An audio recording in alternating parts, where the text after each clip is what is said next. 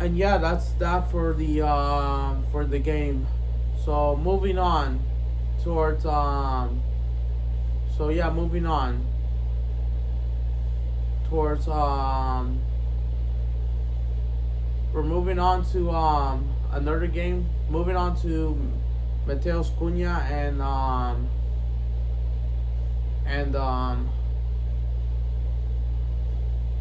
Casemiro of Manchester United, along with Andres Pereira, because they've clashed over the weekend and as well. So on Friday, Lucas Paquetá, João Pedro, and Esteavo started for their teams because they've, like I said, they clashed on Friday on matchday 2. So yeah, Lucas Paquetá played the full 90 minutes for West Ham's unfortunately 5-1 beating, ass whooping at home. And I would like to say Lucas Paquetá wasn't his fault. Fun fact, Lucas Paquetá is the reason why West Ham has only scored his goal. In the 6th minute, early in the game, West Ham went 1-0 up. Lucas Paquetá scoring an absolute banger golazo. That was an absolute nice finish. No keeper could save it. Robert Sanchez, not a chance.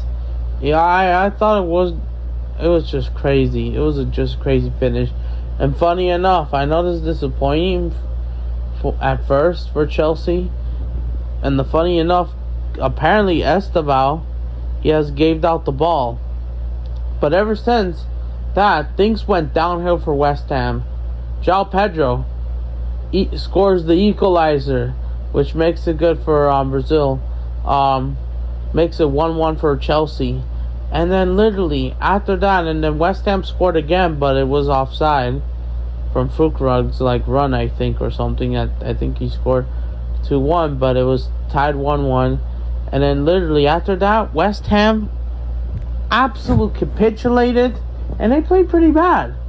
Fair play to Chelsea. They did what they needed to do, but West Ham, honestly, they might be in big trouble. I'm not going to lie. For Lucas Paquetá, he probably should escape West Ham because it's such a huge mess. Look at this haram ball from Jellyfish Potter at this point, because he is. And West Ham played bad. West Ham played really bad, honestly. Especially saving up goals, you should see. It was a joke, bro. West Ham, they probably will get relegated, unfortunately, and start saying this summer. But what about the rest of the Chelsea blue guys? So yeah, João Pedro scores the equalizer. He delivered the assist to Enzo Fernandez and I think Pedro Neto to make it 2 and 3-1 technically. And yeah, West Ham capitulated. And then West Ham's keeper, I have no idea what he's doing, even though I know he's not Brazilian, but it was just awful that game. So yeah, I would say João Pedro had a great game. Absolutely scored it after getting shut down by Crystal Palace. Esteval, by the way, played 78 minutes, if I'm correct. Andre Santos was brought on the 53rd minute. Real quick about Andre Santos, I thought he was okay enough. Just controlling the ball pretty much. As for Esteval, he actually started because guess what? Forgot to mention this. Cole Palmer, he got injured in warm-ups apparently. And apparently he might be out. You have to be out for this game. I think Cole Palmer, I think he just had a knee injury real quick or something, hamstring. And I think he will be out for just this game. I think he's likely going to get called up for England. But Esteval took advantage. Esteval did pretty good on those 2 assists. I thought he could have done one to score another goal early in the game. And I think it might have hit off the post or something. But I thought Esteval has done well. I expect him to get a Premier League goal. So yeah, I forgot to mention about Andres Pereira. I think he will still be called up, even though he hasn't. We'll still try to cover him. But Andres Pereira didn't play a single minute. He wasn't even on the bench against Manchester United. I think still recovering from an injury or something, or he wasn't included, as there are reports from Brazil that Palmeiras want him back apparently, or they want to try to pay him, or trying to transfer him towards Palmeiras. Even though it's just a rumor, especially we'll see what happens in the last day of the transfer window. But guess what? Mateus Cunha and Casemiro both started, for Manchester United in their 1-1 draw against Fulham. Obviously, all right, Mateus Cunha played like the full 90 minutes, had 3 shots, couldn't score. Casemiro, my bad. Played 53 minutes. What I will say about the game, it's nothing new for Manchester United. No one fears them. Manchester United, obviously, we all know their standards have fallen off. They're not a serious club anymore, it looks like. And it's sad to see, you could say, as a football fan, because of how much this club's success has fallen off. And it's supposed to be where. But yeah, I don't think Cunha did bad, but it's just the services were not enough. Manchester United did score in this game, but it wasn't from open play. It was an own goal. But man, yeah, Smith Rowe scores the equalizer. But yeah, I would say that nothing new about United. Honestly, I thought they were just okay, so I'll just give it that. So yeah, then in the draw, Manchester United just gets 1 point. As of me recording this, they're sitting 16th. Hello, this is your Brazilian reports. How did the seleção of the green, yellow, blue colors, how did they do well this weekend? So yeah, so make sure, and before we drop the video, before I drop the explanation, make sure you drop a like, subscribe, and all that. I'll definitely do this.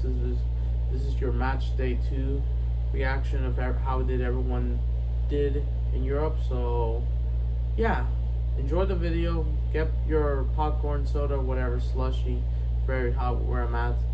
So let's just go for it. Moving on to Manchester City and Tottenham Hotspur, because they clashed over the weekend at the Etihad. On Saturday morning for me, or technically Saturday afternoon, Manchester City played Tottenham Hotspur. Ederson stayed on the bench for the full 90 minutes as Pep actually trusts James Trafford to start again for Manchester City for the 2nd time in a row for the Premier League. So yeah, for Ederson real quick, it looks like that the Galatasaray deal is still trying to wait in.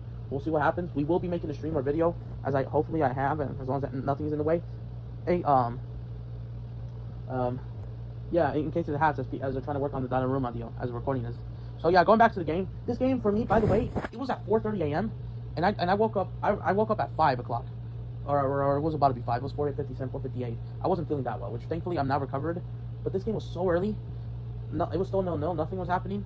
So of course it was. So I missed the first 30 minutes, and then a few minutes later, at 5:05, basically for me, at the 34th minute, Richarlison makes a great he cooks that Man City's back line.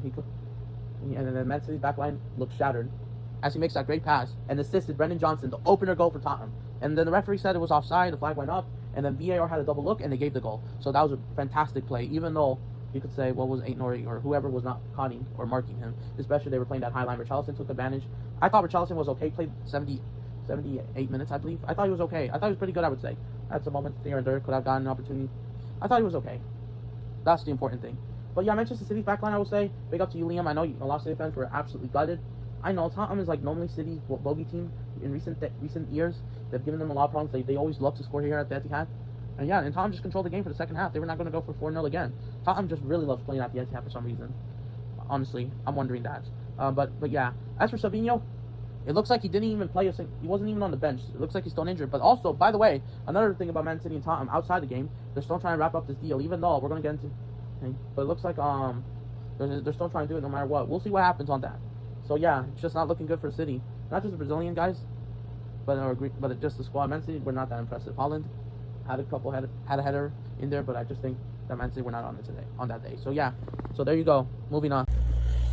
So yeah, as this channel grows, I promise we'll get a sponsor in the future. Not right now because we're just starting off small. And yeah. And by the way, so we should also have updates. I will also do a reaction to the roster. It is expected to be released on the next 12 hours or so as we're recording this. So yeah, so something to keep an eye on. But moving on towards Arsenal. Gabriel Martinelli, Gabriel Jesus, and Gabriel Magalhaes. Saturday, Gabriel Magalhaes played the full 90 minutes for Arsenal's 5-0 win against Red Bull Leeds. And I thought Gabriel Magalhaes did what he needed to do. Yes, Arsenal are set piece FC. I thought they played okay. I would say, yeah, Victor Gyokeres, getting his first 2 goals. Even though these Red Bulls, we all know that they'll probably likely get relegated. And yeah, obviously they had a fantastic performance. As for the 2 other Gabriels, Martinelli and Jesus were not. Gabriel Martinelli wasn't available due to an injury, even though there was some specification that he might leave Arsenal. But it looks like now it's probably not going to happen. Apparently, Bukayo Saka, unfortunately, in this game picked up an injury along with Odegaard. So speedy recovery to them. It looks like they have no other choice but to start him on that. It looks like, especially the big game against Liverpool, which we're going to get into Liverpool in just a bit. As for Gabriel Jesus, he stayed on the bench for 90 minutes, didn't play a single minute. But yeah, it's something to keep an eye on. But yeah, Arsenal for now, leaders. For now, with the most impressive start. So yeah, on Monday, literally yesterday as we're recording this, Liverpool and Newcastle United clashed in that epic game. So yeah, So yeah, Bruno Guimaraes, Joe Linton started for Newcastle, and Alisson Becker started for Liverpool. And Liverpool won 3-2 at St. James's Park. And it was a crazy game. I was with True Gunner on the stream. Big up to Josh, my mate. Big up to Vinny, the Liverpool fan. Big up to them for hosting me on their stream, as I didn't have anything else to do. Yeah, it was a crazy game, honestly. We'll talk about, but how did the Brazilians did? So yeah, Alisson played the full 90 minutes for Liverpool. I thought he was solid. In the first 5 minutes, the first 15 minutes, I will say this, Liverpool kind of got outplayed by Newcastle. Newcastle were definitely the better side up until the goal happened for Liverpool's first goal from Grindenberg, which was an absolute banger outside the box. And Liverpool went 2-0 up literally at the second half. And Newcastle had a red card, Anthony Gordon's bad challenge. Higuaín Kitiké's goal. But you want to know something? Bruno Guimaraes, out of nowhere, puts a volley in, and he heads it in. Goal. And they brought them back. Despite going down 10 men, he celebrates the goal. Even if it's against Alisson, he doesn't care. He plays shamelessly, but in the proper way, and brought them back into the game. So yeah, what a goal from him, honestly. That was trying to brought Newcastle back to life after that serious drama they're going through right now with their fans. And then Newcastle again would score again. So yeah, they made it 2-2. I think I forgot who scored it. I forgot who made it 2-2. But yeah, and it was just crazy. Liverpool gave the away 2-0 lead, and the referee added on 11 minutes. It was just crazy. And we all knew it. Liverpool won it at the end by putting in a 16-year-old winger, I believe. I forgot his name, but big up to the lad. And he scored them the winner. Nick Pope not winning after this. So I will say this. It was a powerful header from Bruno Guimaraes. I wouldn't blame that on Alisson. But the second goal could have done a bit better. But you know what? I'm not really going to blame him on any of the goals. All 100% on Alisson. You know what? I'm going to have to question the Liverpool's back line defense. They have been questionable. I'm not going to lie. I'm going to question Liverpool. I'm not going to be rude, but Liverpool, your back line is not that great. I'm not going to lie. You have gave up a 2-0 lead back-to-back weeks. Back last Friday, last Friday, and now 10 days later on Monday, you gave away the lead with 2-0. With this performance, you're not winning the UCL or possibly retaining to the Premier League. So they need to fix up defensively, especially as, Frimpong gets used to the new system. Players need to start a bit higher or proper. So yeah, that's what I'm going to say for Liverpool. I thought Alisson, I could say you could have done better second goal. But the backline Liverpool needs to do better, honestly. Let's be honest. So yeah, that was a crazy night yesterday. 3-2, bro. Liverpool gets the victory on top before the big game against Arsenal. So yeah, and I believe that's it. By the way, I want to go back to Manchester United. Apparently, there's an update about Anthony, and apparently there are reports that Real Betis are trying to get the deal wrapped up to come him back again on a possible another loan.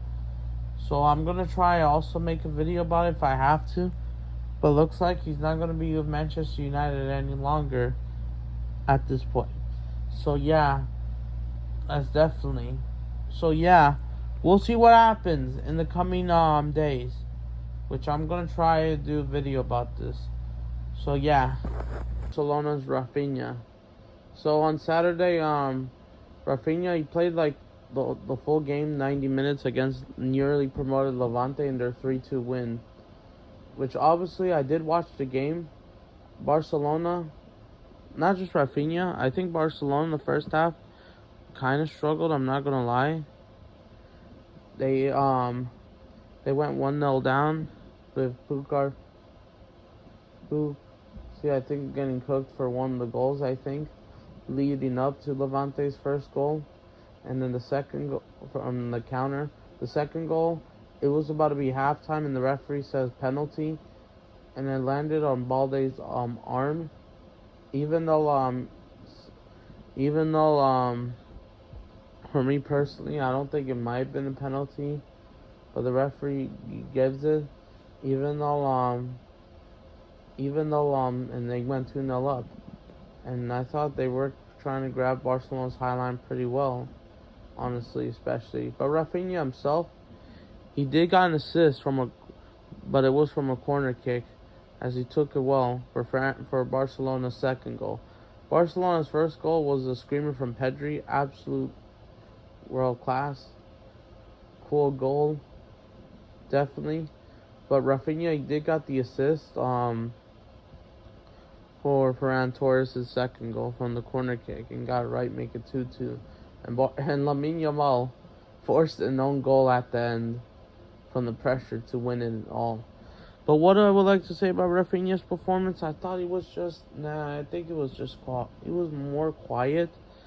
He did have like 3 chances, 3 shots. But I thought he was just, I wouldn't say bad or anything, but more quiet as usual. Not as impressive.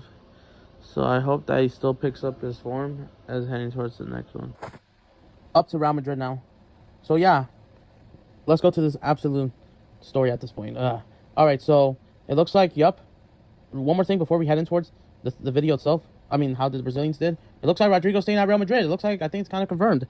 He will be staying at Real Madrid despite speculation that he was going to leave. But it looks like it's not. It looks like he might have finally gotten full trust with Xabi Alonso. And you know what? Okay then. So it looks like final decisions have been made up. But anyways, Rodrigo started for Real Madrid. He actually started. And he started on that left wing. And Xabi Alonso had to move something big. He had no other choice but to drop Vinicius Jr. And you know what? This has to be the right move at this point. But the good news is, I would say, alright, so how did Rodrigo did? Real Madrid's attack was kind of more fluid. They were giving chances after a chance. I know Rodrigo didn't have a goal, or I think didn't have an assist, but he was playing some good balls. But yeah, because Rodrigo, he needs to be getting more playing time. And hopefully Xabi Alonso could fit how these two players could still play, Vini and Rodrigo. So Rodrigo, he played 63 minutes for the 3-0 win, impressive, somewhat 3-0 win against Esteavo. Yeah, Real Madrid didn't play perfect. I thought Rodrigo, he looked good. On a lot of moments, I thought he looked good without scoring. But just hoping that he can bring his momentum. Hopefully Xabi Alonso, like I said, could try to, but unfortunately, when Vini got subbed out around the 63rd minute, he kind of wasn't that happy. Rodrigo, I mean, wasn't that happy. But Vinicius Jr., so it was 1-0 for most of the match until the 82nd minute, 82nd minute, when Vini decided to actually move the ball fast, pass through defenders, and actually assisted Mbappe for the second goal, and Real Madrid went 2-0 up, and he actually did it the right way. What a ball from Vini. And he actually came well off the bench. And then guess what? At the last minute, at the 93rd or 94th minute, he scored a goal. He scored his first La Liga goal already for himself, especially for himself, making the game Real Madrid 3-0 against Real Oviedo, which was their first home game, by the way, in La Liga after 24 years. And of course, for the first time, this is me watching Real Oviedo ever since I was born. And they got relegated before I was even born. So yeah, but big up to their fan bases. But Vini, in my opinion, I just think he needs to come off the bench, honestly, and he needs to pick up his form. Hopefully, Xabi Alonso could his form and try convince and fix all this. That would be lovely. Vinicius Jr., I thought he was much better in this game, even coming off the bench, especially against tired legs. But yeah, but things need to improve for sure. But what happened to Militao and Endrick? Endrick wasn't available due to still having that injury. As for Militao, he was actually dropped because Xabi Alonso decided to put Antonio Rudiger back in the starting lineup because his suspension is over after that Copa del Rey wanted to fight, even though he's already back to that surgery. Even though some Real Madrid fans were that should Rudiger be, especially that game against PSG that was giving nightmares. But I mean, okay, fair play to Rudiger, I guess. I think he might have. So Militao, I think, stayed on the bench for full 90 minutes. But yeah, just to get that out. So yeah, and I believe that's it for La Liga already. Moving on to France, I want to talk about 2 players, Alexandre Sando and from Lille, and Venderson from Monaco, because they've actually clashed over the weekend. So on I believe this game was on Saturday. Yes, on Saturday, Alexandre Sando played the full 90 minutes in Lille's 1-0 win against Monaco. He made 3 tackles and 57 passes, I think. And I thought this was an important win for Lille, as they're trying to get back to European football. I think as Lille, I think they're not playing European football anymore. So this should boost them back up. Yep, Lille.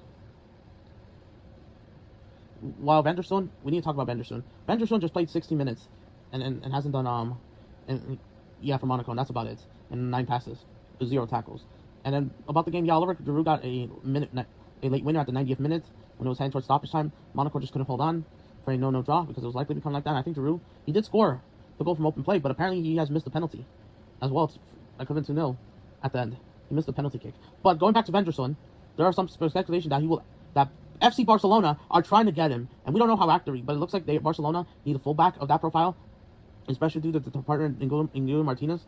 Especially the reports Barcelona are trying to make this late move in these last few days, even though the transfer window is about to close in like these last 5 days as of recording this, 4 days. So we'll see. Even though it's unlikely, even though I wouldn't rule it out, but it's like more likely staying at Monaco. Time is just running out. They could have gotten this deal wrapped up. But Monaco, I forgot what they're asking. I forgot what price. But this would absolutely be a big sign for both Barcelona, the club, and himself, if he really wants to see it. So yeah, just to get that out of the way. So yeah.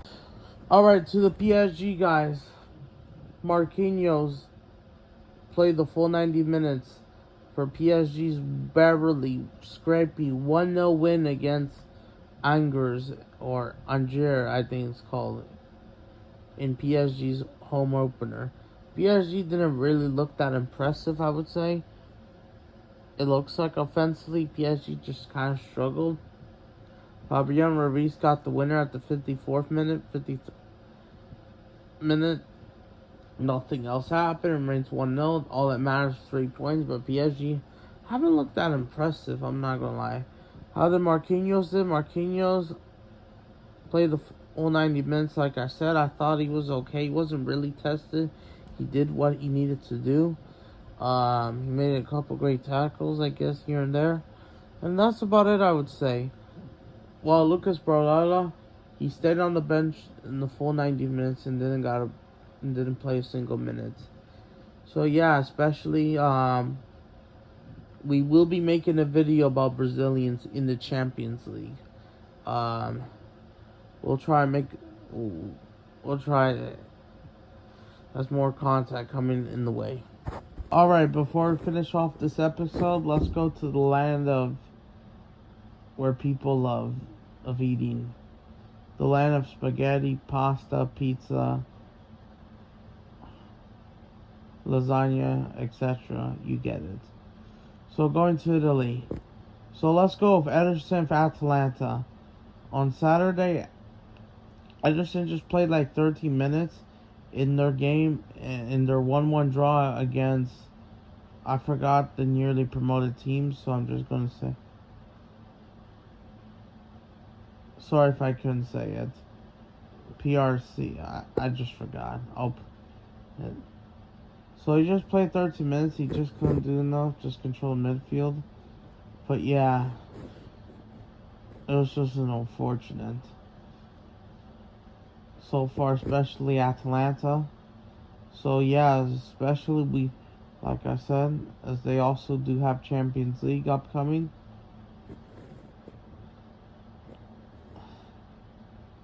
So yeah,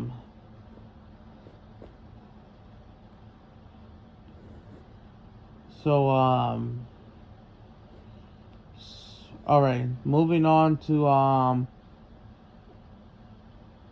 actually a player that actually showed up and actually had a greatness on his debut. So let's go. Wesley Farfan, the Flamenguista, the Urubu Rojinegro from Flamengo, has gotten a great start at Roma. On Saturday, he played the full 90 minutes for Roma in their 1-0 win against Bologna. So a good and okay, if not good start. But good start because he scored his first goal in the Serie A on his debut. It was basically ball kind of like was trying to move it, and I know it was softly meshed and tried around the keeper, the defense, and then before going around the keeper, taps it in, and no ball was moving slow, slots it in and scores, and got them the winner. Fouled it wouldn't. So I forgot Roma's player. I know I don't watch a lot of Roma, but thanks. I forgot what assisted him, but that was a great goal. He had 3 shots all game. He looked pretty good on possession, okay, and hoping that he gets better, but this is a good start. Without Wesley on that, yeah, he could attack, he could move forward when somebody could cover the space for him. He can do it. So we do expect more from Wesley, but yeah. And I know maybe not like a great goal, but an okay delivery service goal for AS Roma fan already on his first day. But yeah, without it, this could have been 0-0. So yeah, I'm really proud of his first goal. So yeah. So but yeah, and I believe that's it for Italy. So let's go towards Germany. We're only going to talk about one player, Jan Kuti. On Saturday, Jan Kuti played the full 90 minutes in their 3-3 draw against St. Pauli. Dortmund drew 3-3. Apparently they had a 3-1 lead and they choked it at some point. Jan Kuti was just average. Wasn't really a lot to talk about or heard of it. The rest of the team did have more activity. Thought it was just solid. So yeah. So I believe that's it. So yeah, there you go. All right, everyone. I know I'm trying to make this like Brazilian series abroad work this. I'm trying to work this. I have to record this the following day, separate day. It's not Wednesday as I'm recording this. The reason why this video hasn't been uploaded right away is because I have family issues and trying to get work and all that. So just to let you know, guys. So yeah, I hope you enjoyed this episode. We will be back next week. We will be doing the Champions League Brazilian players, how they work, how they're going to work for the clubs, especially every single one of them. And we will be doing a European series. We might even do whoever's in the Europa League and Conference League. So yeah, big up. So I'm out of here. Smash a like, all that.